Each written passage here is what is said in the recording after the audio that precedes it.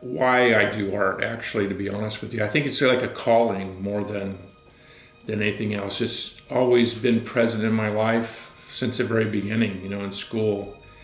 And then you kind of fall out of it, and then it keeps calling you back in. It's really kind of interesting how personal it has become and how private it's become. It's something that I could only really do totally isolated and alone. It's you get into a place where this world ceases to exist, and you're in kind of like a dream state. Yeah, it's really interesting how when you first start painting in your life, you usually paint about your childhood, and then you kind of move on. For me, I've gotten to a place where it's not about me anymore. It's all about getting gifts from my soul. These things are like presents, and painting from my deeper mind. It's incredible how I don't even see the painting when I'm painting it. I don't even realize what's happening, and I come back the next day and something is either good or bad, but I don't try to judge it. I just try to be honest with what I'm doing at the time.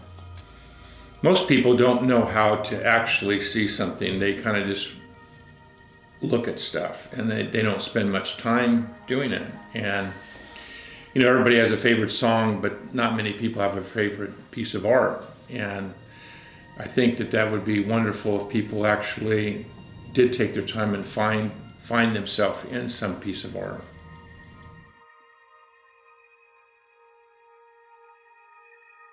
We're looking at an artistic philosophy where the art itself is a deliberate tool for interchange. The subject is Frank Arnold. He's known as a prominent abstract figurative painter and sculptor. He's actually stated this specific, very powerful, personal mission that drives everything he does. He wants to, and this is his phrase, turn on a light in the human soul. That exact phrase, turn on a light in the human soul, that's really the key to everything he creates. Let's start by establishing where he stands today. If the mission sounds grand, his recognition, well, it seems to match it. It does. Arnold is widely seen as one of the foremost abstract figurative artists working now. You often see the term living master used when people discuss his work. And that status, it's backed up by some concrete professional honors too. He was named IAD Artist of the Year back in 2018. That's a pretty significant nod from the wider art world, isn't it? It really is. It confirms his place, at the forefront of this particular kind of art. And his reach is global. Pieces are in collections all over the world. Which suggests that his artistic language, this abstract figuration, it resonates. It connects across different cultures. Yeah, it definitely speaks to the universal quality of the forms he's engaging with, even before we dive into the whole psychology aspect. Right. He's clearly achieved that level of mastery where the technique is just undeniable. But that mastery, it almost feels like it just sets the stage for the deeper intellectual core of what he's doing. Why would a successful, acclaimed artist feel this need to ground his work in something beyond just technique or beauty? He's deliberately looking past just the surface reality of things. He actively cultivates a deeper mind connection. For Arnold, the aim isn't just self-expression or even representing the world. It's about tapping into a profound shared source of human understanding. So he's not trying to paint what he sees, or maybe even just what he feels personally in that moment. Yeah. He's digging deeper than that. Precisely. Arnold's whole artistic process is systematically tied into the psychological framework of Carl Jung. He uses Jung's ideas not just as like an afterthought or a conceptual layer, but as the actual blueprint for creating. He has chosen 3 core Jungian concepts driving art. Yes. The first 2 are archetypal images and the collective unconscious. Okay, so the collective unconscious. Jung described it as this inherited, shared layer of human experience. Think of it like a psychic reservoir that holds the potential for all human thoughts, feelings, instincts. Right. It's something we all share, this deep ancestral memory, regardless of our individual lives or cultures. And living within that bedrock, within that reservoir, are the archetypes. Okay. These are universal patterns or images, sort of innate blueprints for common human roles, situations, or figures. Think of the idea of the mother, or the hero, the shadow, the wanderer. They aren't specific characters, but universal energetic forms. So when Arnold approaches his canvas or his clay for sculpting, he's consciously trying to bypass his personal everyday mind Exactly. and tap directly into these universal blueprints. How does that then look in abstract figuration? It's not like he's painting a clear picture of a hero. In abstract figuration, he's trying to capture the feeling or the essence of the archetype, not a realistic picture.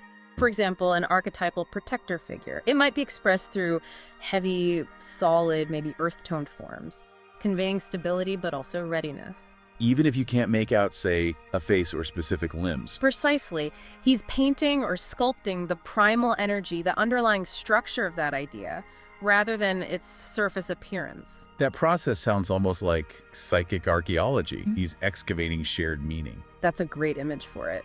And that brings us nicely to the third Jungian element that Arnold relies on, which is maybe the most fascinating: synchronicity. Synchronicity. What exactly is Jungian synchronicity, and how on earth does a painter use meaningful coincidence to, say, finish a bronze sculpture?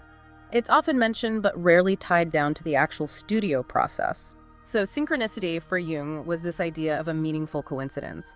It's when something happening inside your mind, a thought, a feeling, an image, is mirrored by an event in the outside world, but there's no direct cause and effect link between them. Okay, and a causal connection. Exactly, and a causal connecting principle.